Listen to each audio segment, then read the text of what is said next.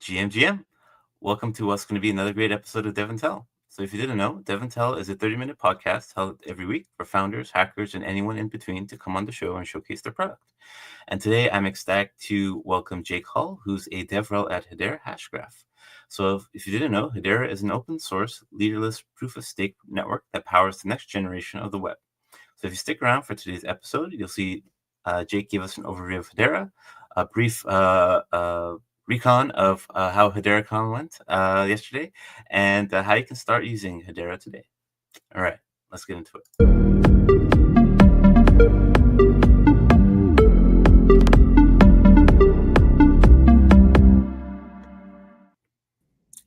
GM, welcome to the show, Jake. Pleasure to have you on, man. Yeah, thank you very much, man. Really appreciate it, and looking forward to talking about all things Hedera, AI, HederaCon, anything that gets asked of me. So yeah, really excited for this, man. Excellent. Yeah, looking forward to it as well. I guess before we get into all the great stuff you have prepared for us, did you want to give a brief intro about yourself? Yeah, of course.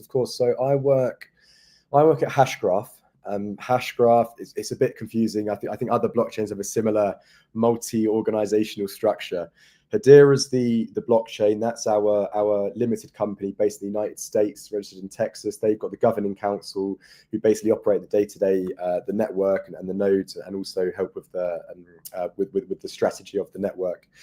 I work for HashGraph, where HashGraph, a few years ago we were Hedera, but then we sort of split up apart. You can think of it as the labs to Hedera. So we're working on the development. We've got the big engineering team.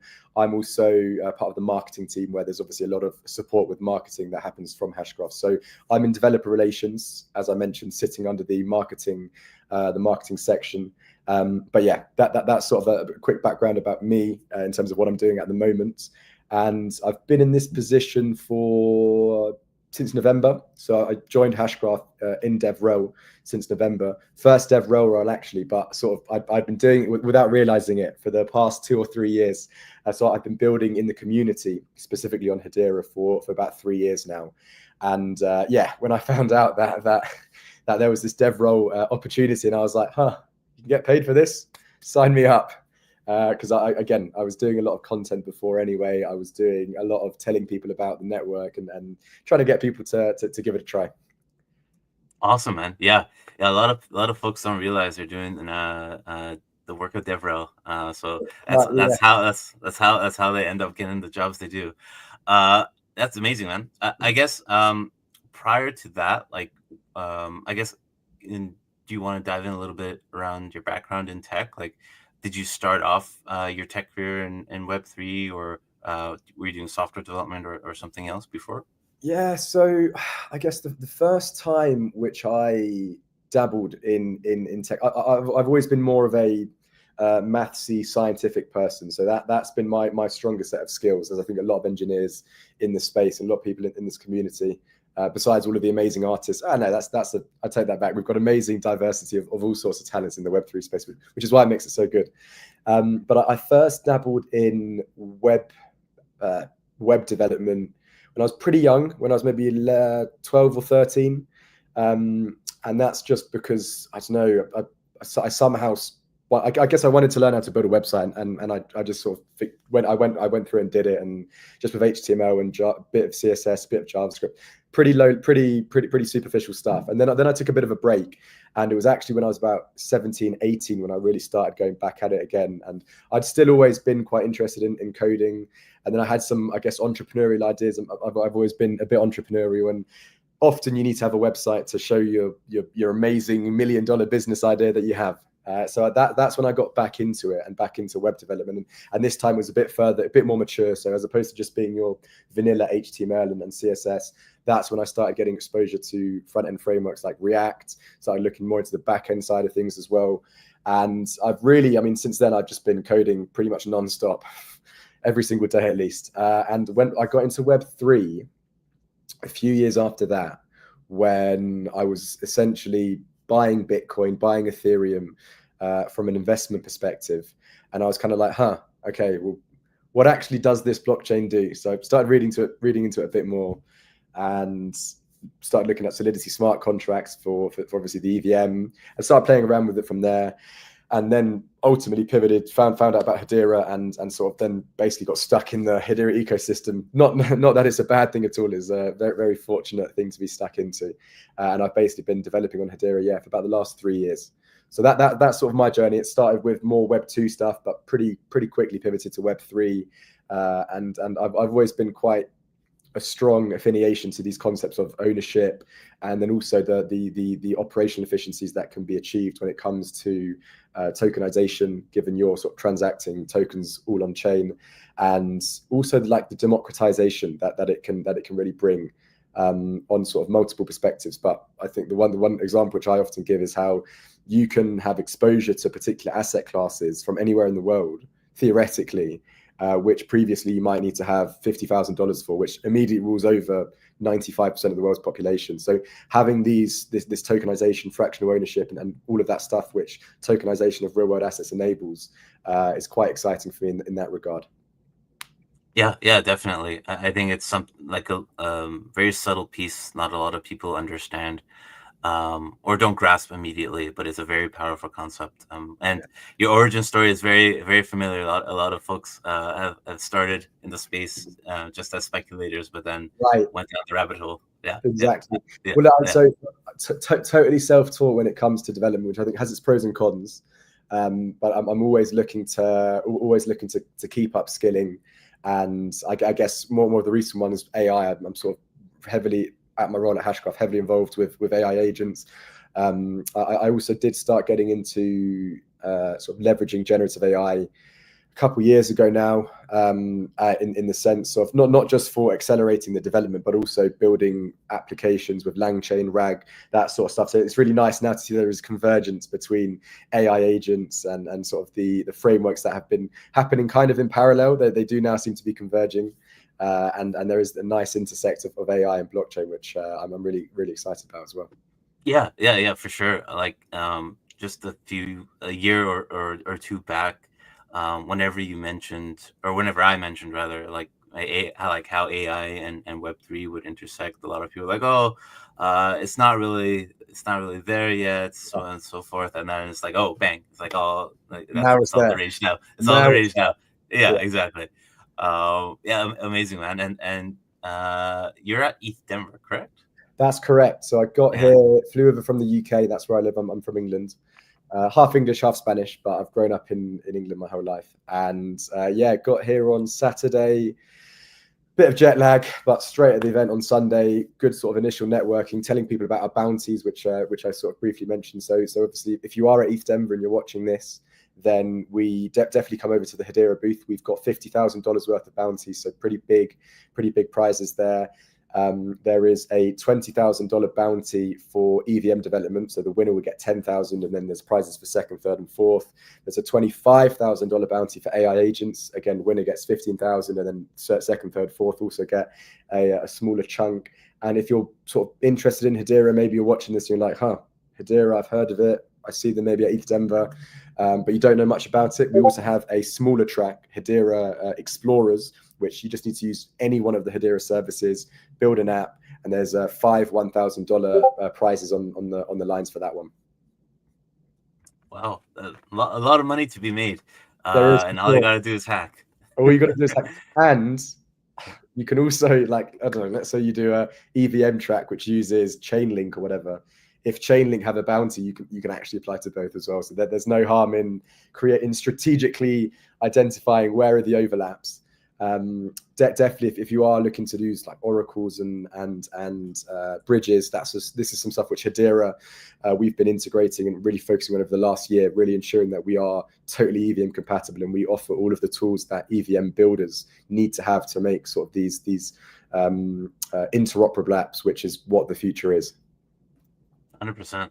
And I always look forward to these hackathons as like basically all the next gen companies kind of get spun out of here, right? So it's really fun times. I guess also wanted to touch on HederaCon. HederaCon was yesterday, and the after party, the DD Hedera after party also took place. Spill the tea. What was the highlights? So it was a really, I mean, sort of looking back on it, was only yesterday, so I've got a pretty good memory of it. But it was just a really well executed event, and I don't think anything went wrong.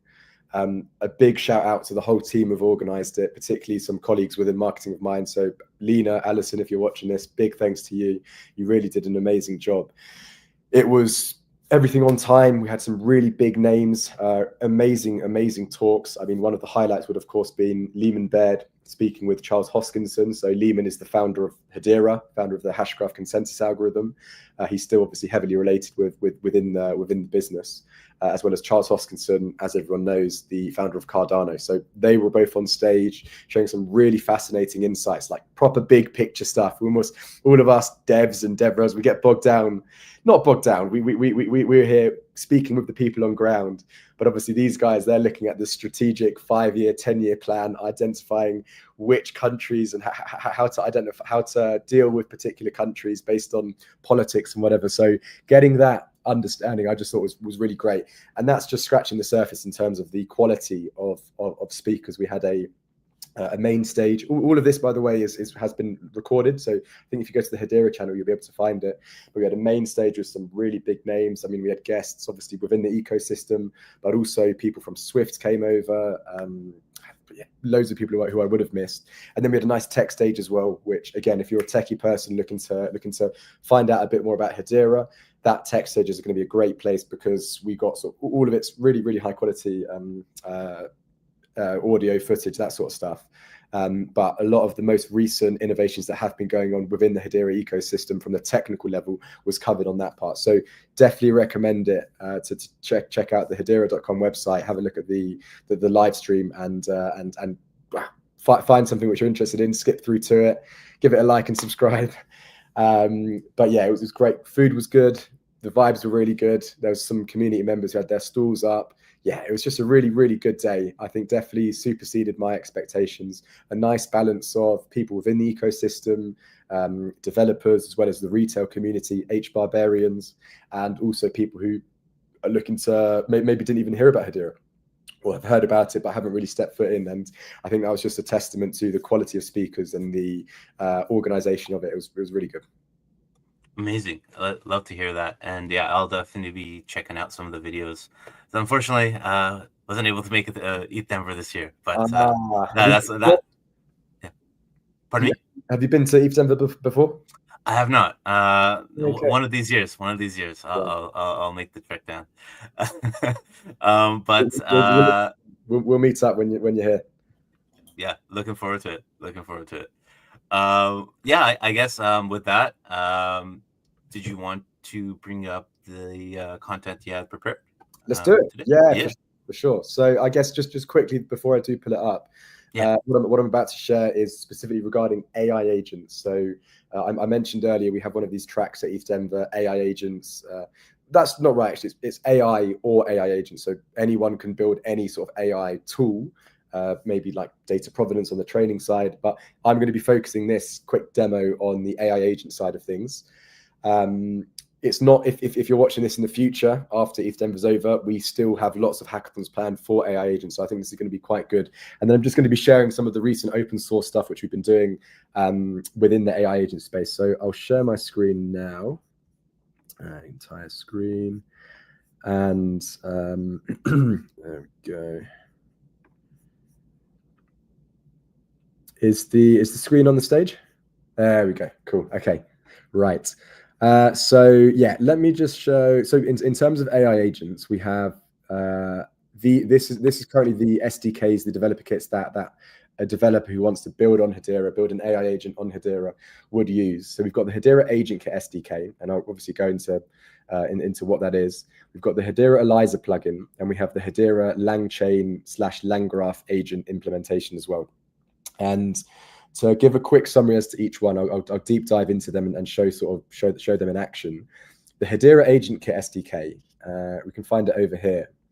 Essentially what this is it's a big class which aggregates lots of Hedera functions like mint NFT token, transfer, HBAR, claim airdrop, all of these core functions which may be needed by a particular agent can be found in this in this class, which I just say, yeah, it's an aggregation of all of these interactions with the Hedera network. So it's relatively opinionated. And let's take a look at, say, the create token function. So this create token function, this method, this create fungible token method, when you use the native SDK on sort of that base layer, it's very highly configurable. You can edit loads and keys. There's a lot of customization. With this particular implementation, it's a bit more opinionated. And I guess part of the reason for that is just to make it easier for the AI agent to understand the intent, and then sort of actually create the token. And often there's some stuff which is needed for more advanced use cases, but maybe for your generic AI agent, it might not be needed. So that's sort of a bit about this Hedera agent kit. Now, the reason for this is it acts as a really good base class to then actually integrate and build integrations for other AI agent frameworks.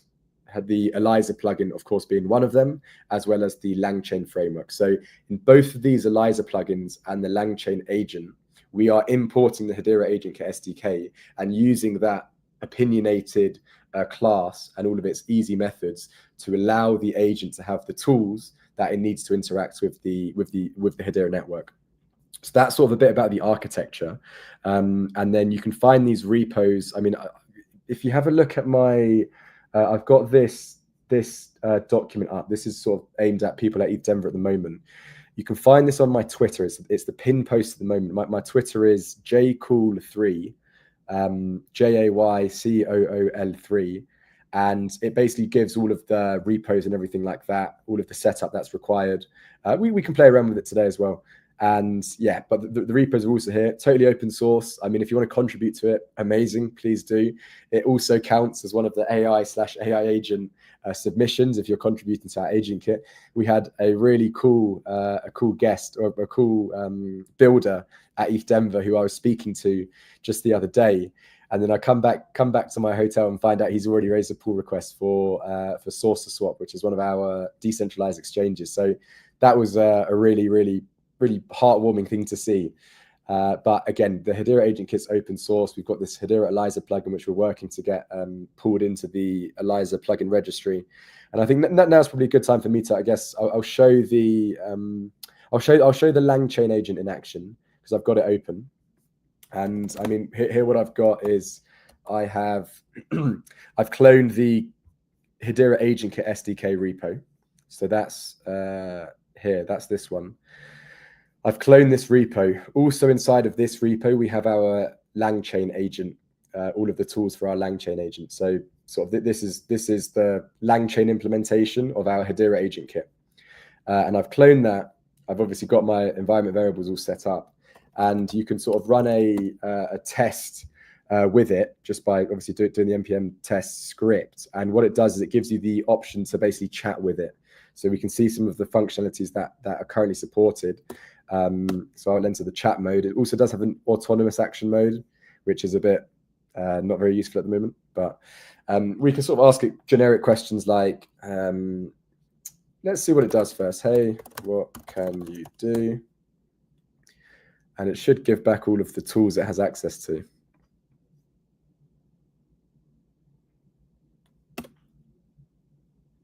And sorry, is this running? Is the LLM running locally on your machine or via inference API? So this is using an inference API. It's good question. So currently we're just using OpenAI, but actually with LangChain, one of the great things about LangChain, and also in fairness, ELIZA, is their support for is their agnosticism for the relevant LLM provider that you use. So we can have a look at how it gets implemented over here. We've got this create React agent, which is coming from LangGraph. LangGraph being like a subset of LangChain. So a React agent. It's not Web3. It's not web development React. React here is I've forgotten what it's like. It's broken up into re and act, and I think act is reason then act, something like that. But it's basically it's a methodology when it comes to interpreting texts and then identifying which action to use. So it's quite a popular method when it comes to AI agents. And we can see that when we create this React agent, I think it's reasoning and action, I think. we pass in this LLM, which we can set up here. So currently I'm using Chat OpenAI, but actually I could just as easily use, I could say, I could do new Olama. So Olama should be one of them, or Chat Olama.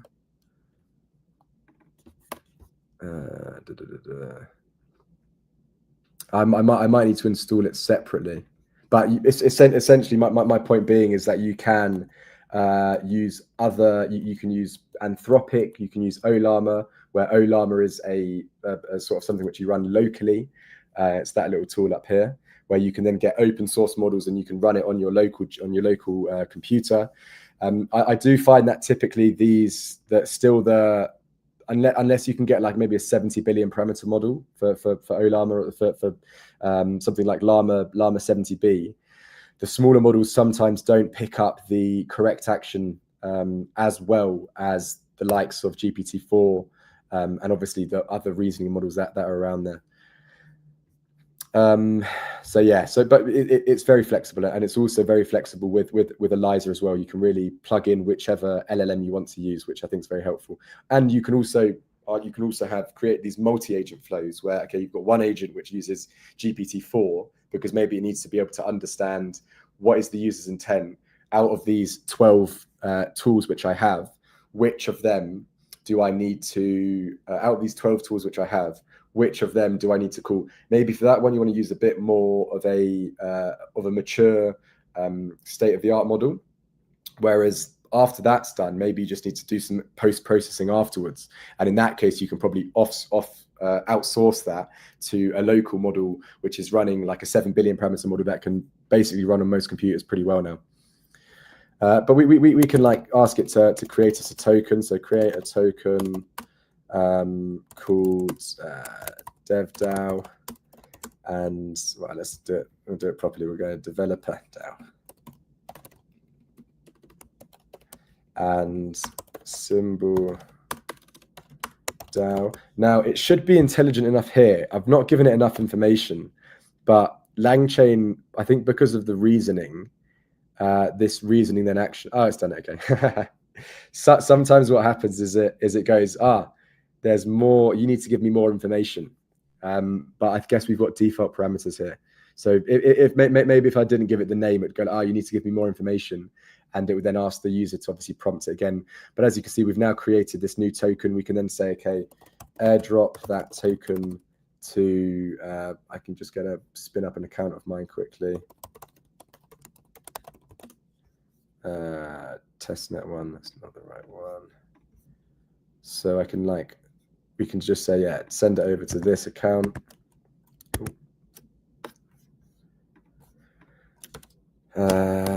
Give them 1,000, and this will do an airdrop to them. And we can query even more. We could say, okay, well, what's the current balance now? I guess we can check the balance. So check the balance of that token to that account. So hopefully this should now, the LLM here, and this is where, I mean, something like a smaller model would probably struggle a bit more. But part of when we set up this agent, we gave it memory. So we gave it the ability to sort of have this sort of short-term memory where it knows the context that it's sort of being asked questions within. So we have here, check the balance of that token to that account. Now, if I was to ask it without all of the previous context, it'd be like, what are you talking about? But obviously we've just said, okay, airdrop that token to this particular account. So it realizes that token is the one we just created. That account is this. So it will call the token balance check. And as you can see, we have developer DAO tokens for account is 1,000 DAO. And it's done the query over here. So we can see it's done the mirror node query. Now, this is a very sort of high level demonstration as to what you can build, but obviously you can build something far more thorough. And we've been hearing things like basically lowering the barriers to access to DeFi, where if you have 100,000 HBAR and you want to put it to work, you would currently have to either do a very, very basic staking protocol that there's HBARX or stake the actual HBAR token to the network, but that has relatively low yields. So you'd probably have to then go, okay, well, look into the DeFi world, look into the different DEXs and whatever, or borrowing lending protocols that we have, and have to learn about them and realize, okay, well, what sort of risk appetite do I have? And okay, I now need to learn about providing liquidity. So that there are various concepts which are generally quite tricky and require a bit of upskilling. And I mean, people just coming into Web3, they're just getting their head around wallets, I guess. So what you could technically do with these AI agents is improve that user experience. I've got my 100,000 HBAR. I could then be speaking to an LLM, an AI agent, which goes, right, I've got this amount. I'm happy to go for something higher risk. And then the LLM can maybe use one of its tools, which searches for the yields of particular liquidity pools or particular other protocols on the network, can maybe return it to the user, go, these are potential options that you have, can give it a bit more context to help the user understand, and then it could actually execute the particular smart contract function which would be needed. So if it's providing liquidity to a liquidity pool, there's almost two steps there. You need to swap it to another token, the token B, and then provide both of those tokens as liquidity. Now, the AI agent could abstract all of that and do it for the end user, ultimately making it a much friendlier user experience, especially as we're seeing a convergence to this chat user interface, which the next generation of young'uns are basically totally native with now and sort of almost expecting to a degree. So that's the quick demo. I could do this all day, and we've really just done a very high level sort of demonstration of this LangChain particular part. We do of course have the Hedera plugin, Eliza. If you go to this sort of document, there's a Git pod for it, so you can sort of you can open the Git pod, set up the environment variables, and try out the Eliza plugin as well, which would actually allow you to do things like the Eliza plugin that would allow you to do things like integrate it into Twitter or integrate it into Discord, Telegram, other social platforms. That's where Eliza is pretty cool at the moment. You've got the ability to have agentic tool calling, function calling, but also it can be like a social agent where it's sort of plugging into your X profile and creating content on there or interacting with your users through there. So I think it's another interesting use case for these agents. 100%. And Nikita from the crowd, yeah, I think we all feel this, like making interactions with Web3 more easy and humanizing them makes it more accessible for all. So yeah, definitely lowering those barriers is the way to go. Yeah. I guess from your experience and what you've seen thus far, like, have you seen what are there any like memorable AI agents that you've seen built thus far, or something that's like really caught your eye? Yeah. So on Hedera or just in general? Both. Right. Yeah. So I think in Hedera we were definitely later to the game than the likes of Solana and Base, who are really leading at the front. But there are some Hedera AI agent sort of tokens and communities which have popped up. So one is there's one called BSL Defender, which is basically it's got like a tool calling set where it actually checks. You ask it for a token, and it checks whether it gives it an analysis. Is this a rug pull? Is the creator of that token a bit dodgy? Have they been? Is it an account which just was created 5 days ago and there's loads of centralized exchange funding and it's created 10 tokens? That's a bit of a red flag. So there's that one, and it's got quite a funny personality. There's also some other ones in the community. So there's like one called Timmy AI, which is just savage. He just absolutely violates everyone. And so yeah, there's a few funny ones like that. I think it's naturally we see more the social type stuff which have personalities and are building communities, see them first. But there are also, I mean, I've spoken in like a personal capacity to some of the projects in our ecosystem who actually could really value from a particular from an AI agent. And I won't sort of drop any names, but I can give like a sort of conceptual example where one of the really big projects in our ecosystem, they are sort of they have a Web3 stuff, but they have a business outside which is sort of related to sports, and people who you could have an AI agent which essentially people can interact with via Twitter, via X. I still call it Twitter all the time. People can interact with it via X, and it can ask it about, okay, well, what about this athlete, or what's up next? And you can have this sort of interaction where, as a result of that, they're getting exposure. They're almost getting marketing because people are asking questions on X, but also the user is getting that instant feedback in a nice, friendly chat way, as opposed to having to go to the website and dig around and then find the background about this particular athlete. So there are definitely some real valuable use cases that I see within the Hedera ecosystem, which aren't just the meme type stuff.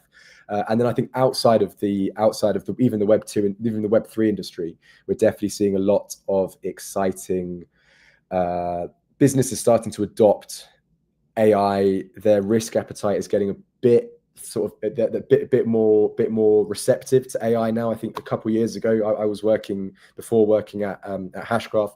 I was working sort of for consultancies, and we were doing a lot of stuff with AI for clients. But most people were still in that early proof of concept stage, like, okay, yeah, but what if things go wrong? We really need a human in the loop. Now things are getting a bit more mainstream, and I think we're going to see the adoption of it all the time. I know if you see the stats, it's developers who are using it the most, as you'd expect, given we're at the front of tech. But yeah, it's a pretty exciting space, and it's moving quite quick. I think take everything that you hear from Sam Altman and Elon with a pinch of salt, because they are selling it. But also, there is a strong case that it's going to be even bigger than we can imagine. Yeah, definitely. I think it's going to be wholly integrated in our lives in some way or another, like regardless if we're developers or not. It's just like a matter of making it subtle enough so that people don't really understand. Like, for example, like just having like Claude or like O3 or whatever at your side when you're like developing at like a startup, or maybe you're like a solo founder, right? Like it's such a powerful thing now. Like you don't need such a big team anymore to be able to push out like really significant products, which is really cool. Yeah, exactly. And it's going to be interesting to see sort of where that develops, how it develops.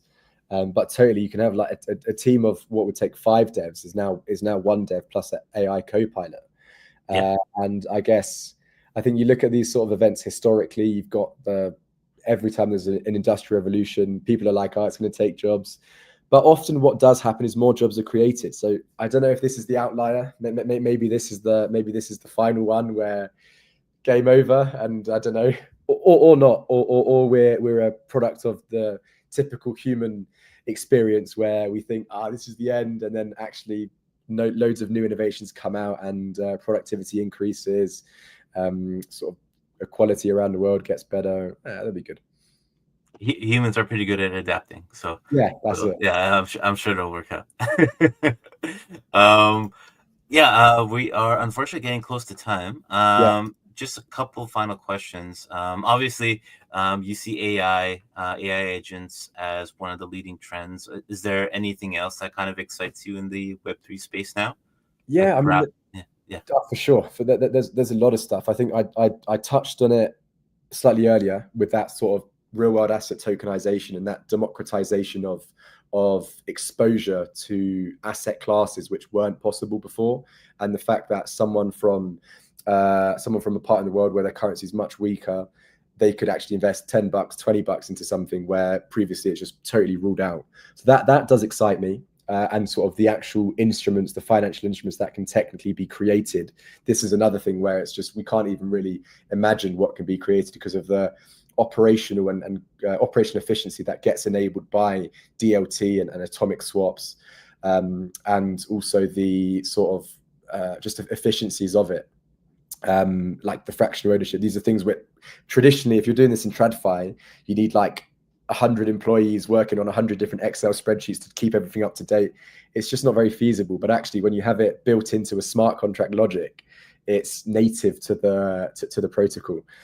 So that's exciting. I think also on the AI side, I mean, we spoke a lot about AI agents, but there's a lot of stuff on AI data integrity and a sort of data provenance, which is, I guess, a bit upstream of that AI life cycle. It's more on the training data side and making sure that models are performing and make sure that models maybe haven't been poisoned by malicious actors. Because obviously, with AI being more adopted more frequently, that does bring risks. It does sort of have a new surface area of cyber attacks potentially. So having sort of this process transparent and on chain for use cases where the AI should be transparent is really quite exciting to see that development. And I've had a few conversations at ETH Denver about these sorts of things, or tokenizing data sets, which you can then sort of prove that this data set's good, and then you can license it to people. That's another exciting intersect of data and blockchain. But also, I think just generally in the Hedera ecosystem, I'm really just bullish actually at the changes which have been happening. We've got a lot of refinements in the Hedera Foundation, or sorry, the HBAR Foundation, soon to be known as the Hedera Foundation. Likewise, there's been sort of a lot of focus on going forward, and a big focus on retail. I think there's been like Hedera has traditionally been known for it's that enterprise blockchain. It's got the governing council, and it's not targeted for retail users. And the learning over the last few years has been retail and enterprise. They're one and the same. They're symbiotic in the sense that if a enterprise might come over to Hedera and look at us and go, wow, this looks really good. There's really great governance. The tech's pretty cool, cheap. I can use EVM. I can use SDKs, which are more familiar for Web2 devs. But what's the liquidity, or what's the total value locked? These are questions which get asked, and that comes from retail. So there's been a big understanding of this, and sort of, I guess, like a pivot of strategic strategy to focus on actually really empowering the community, getting them, the entrepreneurs in our ecosystem. So I'm really excited to see where that leads. And yeah, I think there's going to be some pretty cool news coming out in the next few months and years about our stuff and our ecosystem. Amazing. And yeah, I think that's a great place to end things off. And just really quick again, if folks are indeed hacking or want to hack, what's the best way for them to find out? You mentioned checking out your X profile. Yeah. So I mean, I'm pretty active on X, and I'm always happy to sort of answer questions and whatnot. I think in terms of if you're watching this live and you're taking part in ETH Denver, have a look at the ETH Denver website, and then that sort of directs you to the DevFolio website, which will give you all of the current hacks that we have, the current bounties that we have. But sort of in the future, we've got hedera.com/events. So that's where all of our future hackathons are. If you're by any chance you're in Kenya right now, if you have a Kenyan audience, then we've got a hackathon which is happening in Kenya. It's going to be online, aimed at a Kenyan audience. Recently, the Nairobi Stock Exchange just joined the governing council. So that's happening, I mean, basically starting next month, 24th of March. That's 1 week of hacking, and then there's going to be an in-person event on the 12th of April where everyone's going to come together. It's going to be a good networking event, and the top projects will pitch it to a live audience of judges, and we'll find the actual winner over there. So that's quite exciting. But yeah, for the bigger ones, I know we've got a couple hackathons in sort of the second half of the year. Online ones open to everyone with pretty big prizes. You'll find that on hedera.com/events, and also just on the Hedera channels like LinkedIn, X. Those are probably the main ones. So yeah, there's various places, but also if you follow me, give myself the plug there. I'll be talking about these things a lot too. Amazing. And yeah, we have Jake's X handle linked in the YouTube description, as well as tagged on X on this live stream right now. And with that, also for those of you who are watching live, I just dropped a link in the chat for you to claim your attendance badge from BitBadges for watching us live today. So you'll have an hour from now to be able to do that. So definitely get on that if collectibles are your thing. And Jake, it was a pleasure. Thank you so much for taking the time to come on the show. Really appreciate you having you on, man. I really appreciate it, bro. Happy to come on anytime. So I really enjoyed this, and yeah, love talking tech.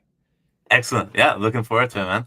Cool. And yeah, happy Wednesday to everybody. Enjoy ETH Denver, and we will catch you back here actually on Friday, this Friday, for another episode of DevNTell. Until then, cheers. Enjoy the conference.